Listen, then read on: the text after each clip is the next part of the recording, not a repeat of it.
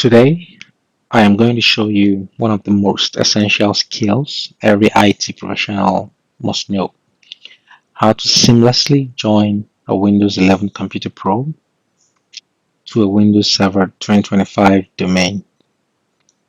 Whether you're setting up a lab, preparing for certification, or managing real world infrastructure, this process is the foundation of every modern Active Directory environment.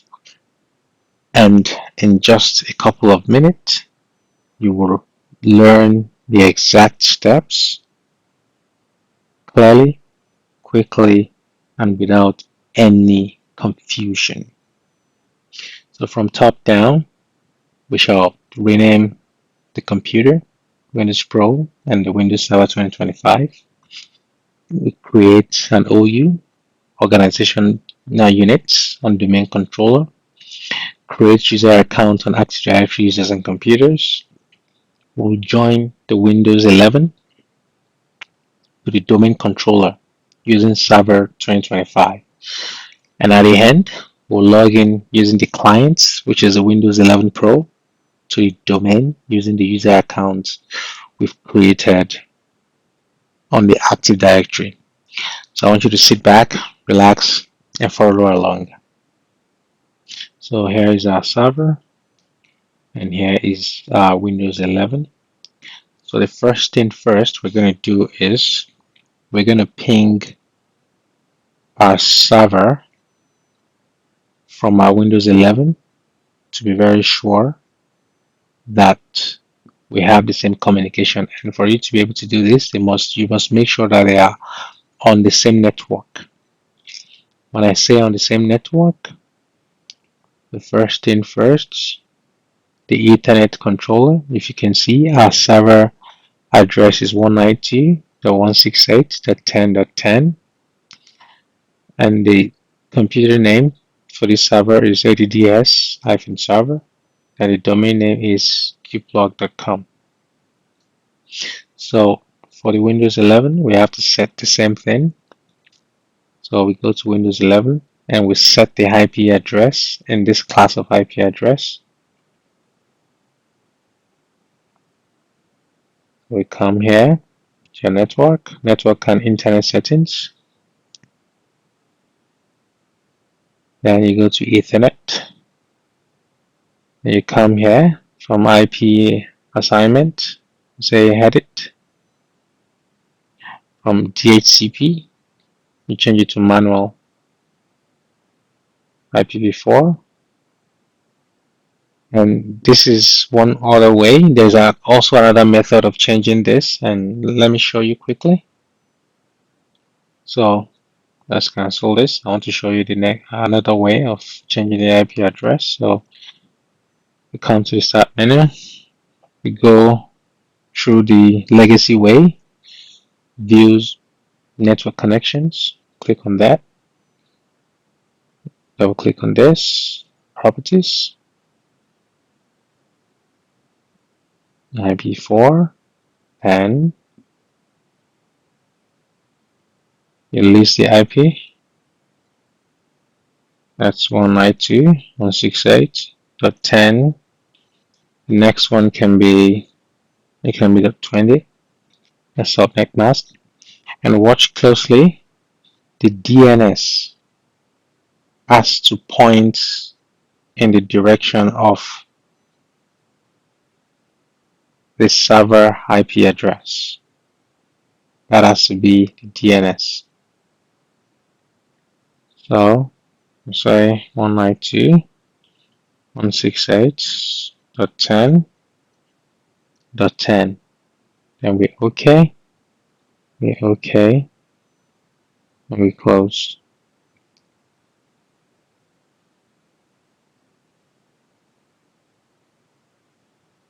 So let's say if we can reach the domain controller, so you bring up your CMD and you ping or pinging our DNS server.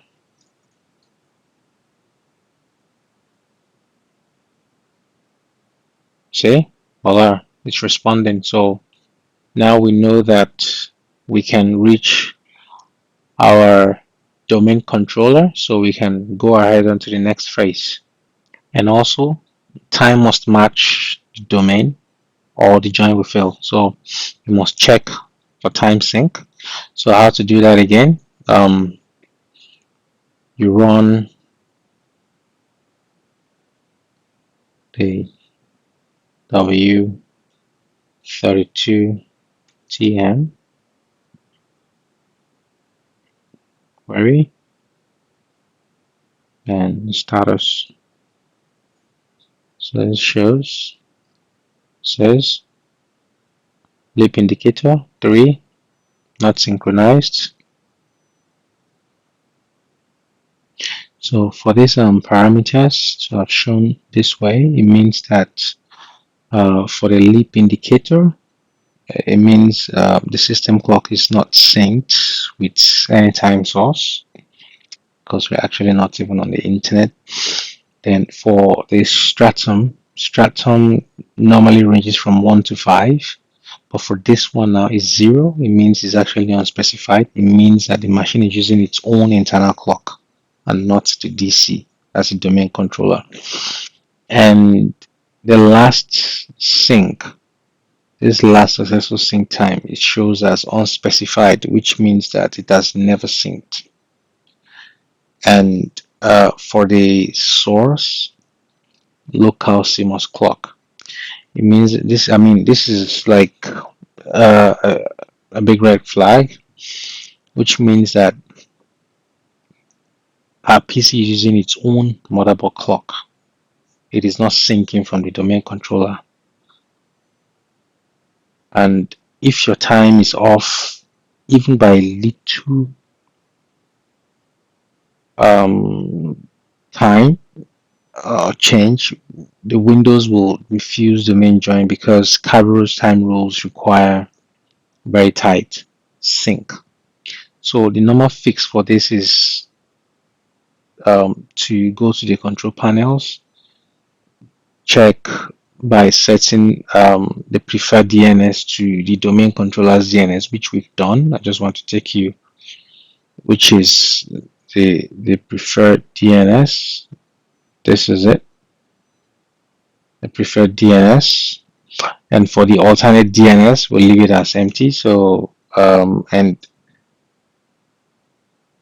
we'll leave that as that.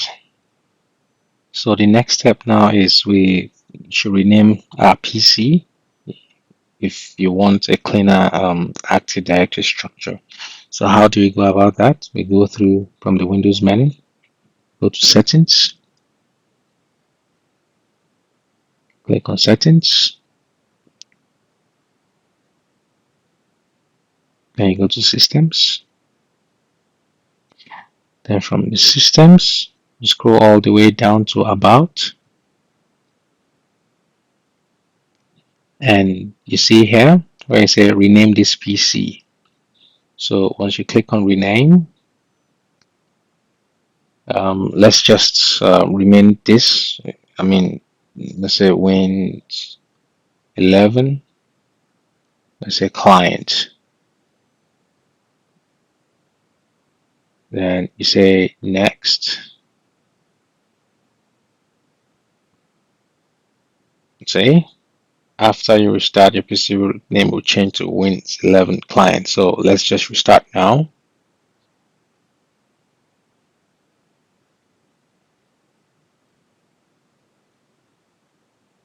Yes, and we are back. So log in again.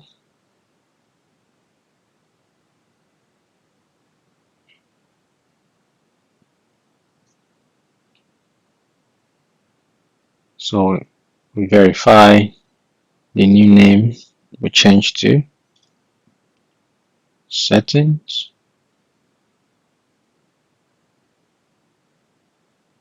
Click on settings.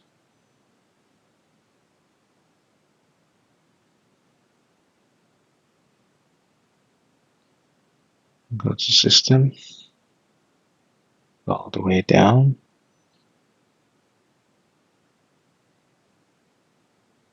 So about. So if you say when 11 client. So the next step now is to join the domain using the GUI. So we go to accounts. From accounts, we access the Walker School. So from settings, let me assume this is not up. So from settings,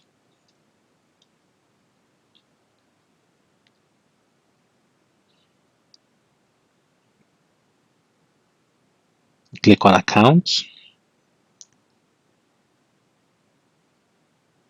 From accounts, you look for access Walker School. This one, you click on it. From there, you click on connect. You click on connect.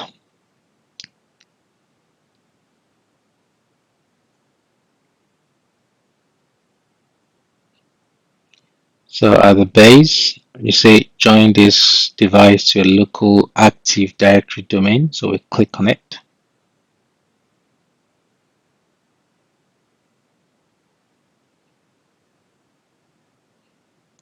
So you supply the domain name you want to join. So here we'll enter the domain name and credentials. So for us to do that, let's confirm. This is a domain machine.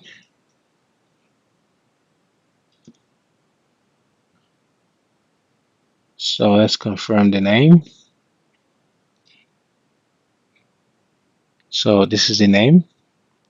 This is the domain name. So we just go in there and supply same. So whatever your domain name is, you supply accordingly and you click on next. You see the username and password. And for you to be able to join this computer to a Windows Server domain, you must use an account that has permission to join computers to domain.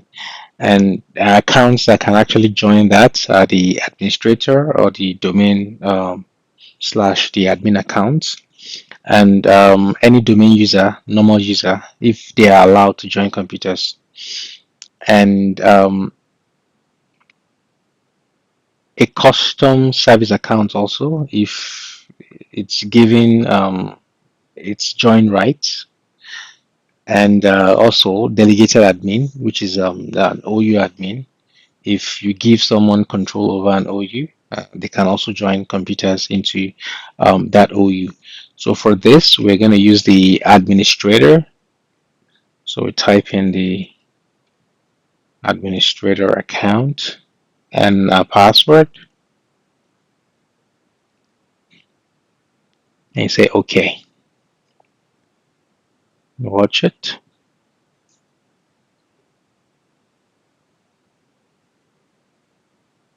Yeah, and you see this.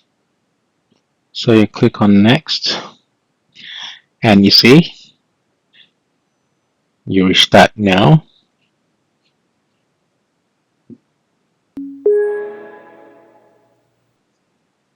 Yeah, so here we are. So after the system reboots, you can see you have this. The convention has changed. Say qplug/administrator. And for us to actually log in, so we're going to log in with a user that we've created on the admin Active Directory domain controller server. So that's the account we're actually going to use. So for us to be able to do that, we'll go now and create an account, create an OU, then we create an account under the OU, then we'll come in here to log in with the user.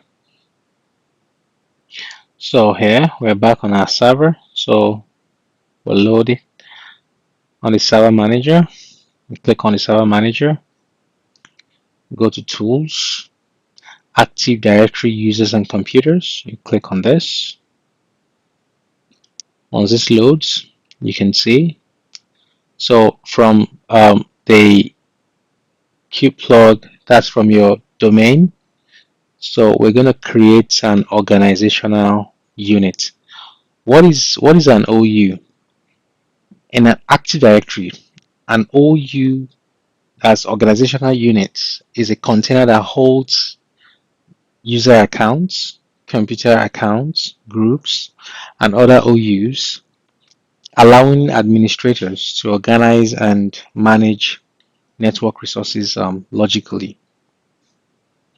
And OUs are actually the smallest administrative units, which are used to delegate control, apply group policy settings to a specific set of users or computers, and enforce targeted security configurations. In other videos, upcoming videos, we shall, explore more about this. So to create the OU, we right click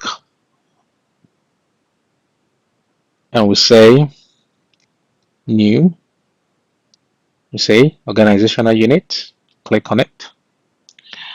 We can say IT and we say OK. And under IT, you can come in here and say new user, and we can start to give it as a username. We can say the first name John, the last name Doe as John Doe. So for a user login name, we can say John dot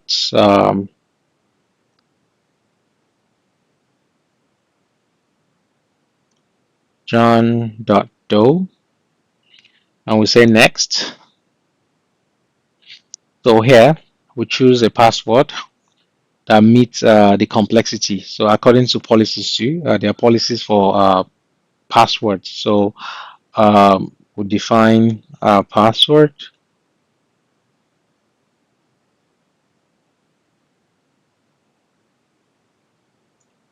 Make sure you remember this password. And if you want to enforce that the user must change password at next logon, you click on this. If you don't want it, you uncheck it. If you don't want a user to change their password at the next logon, you use this as well. If you want the password to that the password should never expire, you click on this. If you want for an account, as you created it, you just want it disabled. Why we actually use it sometimes is when you're creating like a user template, you can decide to disable it, or if you don't want to grant access to the user, you can decide to check this and disable the account. Then later you can uncheck it and enable it. So for now, we'll just since we don't want to, or let's just,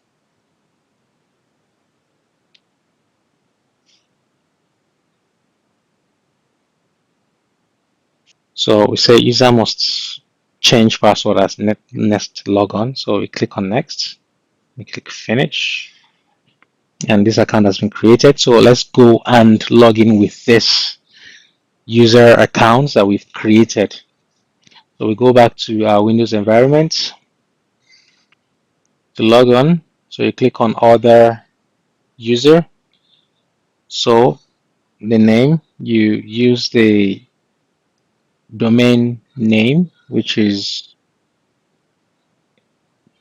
qplug, then backward slash, then the John Doe, if you remember the convention, then the password that we set.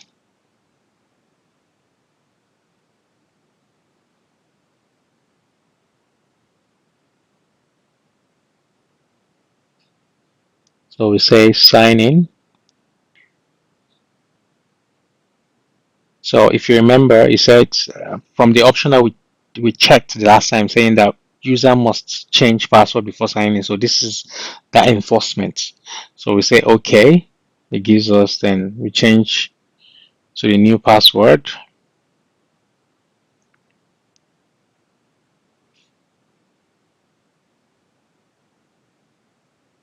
Please remember the password, then you say sign in, so changing password.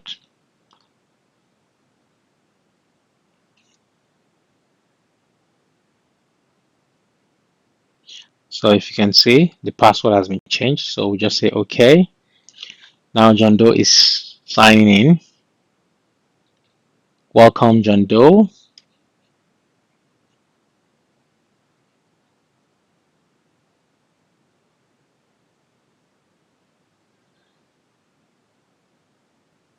Oh wow, yes. So we've been able to log on using the username account created from the Active Directory. If you can see, John Doe at qplug.com. So for us to confirm the join, so we'll go to the server, and from Active Directory users and computers, if you don't know how we got here in the first place, came from tools, Active Directory users and computers, and we have this. So we go to computers. As you can see, this is it here. This shows a new PC, and also from our client computer that we use in joining. I mean, as you can see, when we logged on using this, and we're able to see this. And another way again is we can use the CMD, the command.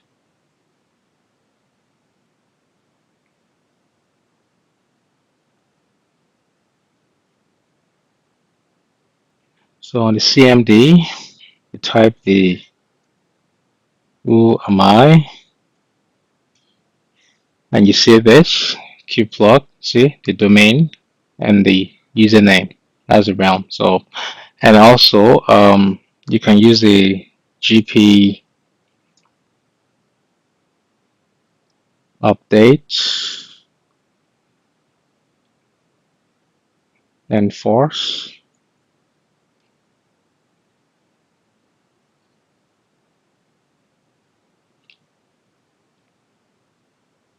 So yeah, this shows that you're now on the domain policy apply, and the computer appears in Active Directory. So if we recap, on joining Windows 11 Pro to Windows Server 2025, and number one, we're able to rename our computers. We're also able to create our OU, which is the organizational units on domain controller. We're able to create user accounts on Active Directory users and computers. And also, we're able to join the Windows 11 to the domain controller using Server 2025. And also, we're able to log on using the client Windows 11 Pro to the domain using the computer accounts created on Active Directory users and computers. So if you have any topic you want me to talk on, indicate in the comment section. And thanks for watching. Like and subscribe for more quick IT videos. Thank you.